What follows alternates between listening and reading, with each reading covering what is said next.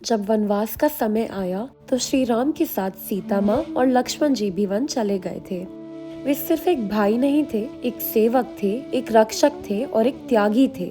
जंगल के बीच जहाँ अंधेरा था, जंगली जानवर थे और कभी भी संकट आ सकता था, वहाँ लक्ष्मण जी ने एक अंतर आत्मा से लिया हुआ संकल्प निभाया कि जब तक श्री राम और माँ सीता वनवास में है, वे एक पल के लिए भी नींद नहीं लेंगे। ये कोई मानव सामर्थ्य की बात नहीं थी, ये तपस्या थी। एक ऐसी तपस्या थी जो अपने आप को भूलकर सिर्फ परमात्मा के रूप में देखे गए भाई और भाभी के लिए ली गई थी। इस कठिन व्रत के पीछे एक और गहरा सत्य था, निद्रा देवी का आशीर्वाद। कहा जाता है कि लक्ष्मण जी ने उनसे विनती की थी कि वे 14 वर्ष तक नींद से मुक्त रहे, ताकि श्री राम और माँ सीता की रक्षा में एक पल का भी विघ्न न आए।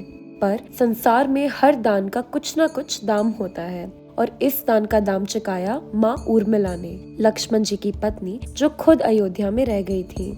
माँ उर्मिला ने 14 वर्ष तक अपने पति के साथ ना होने का दर्द सह लिया, पर इससे भी बड़ा था उनका आंतरिक बल। उन्होंने लक्ष्मण जी की नींद अपने शरीर में ले ली। वे स्वयं 14 साल तक एक गहरी नींद में रही, जिससे लक्ष्मण जी बिना थके, बिना रुके अपना संकल्प पूरा कर सके। ना उनमें गिला था, ना शिकायत, ना रूप था, ना प्रसिद्धि। उर्मिला माँ का त्याग निःशब्द था लेकिन अद्भुत था। और जब वनवास के दिन पूरे हुए तब लक्ष्मण जी वापस आए, और तब उर्मिला माँ जागी, जैसे उनका समय भी अब पूरा हुआ हो।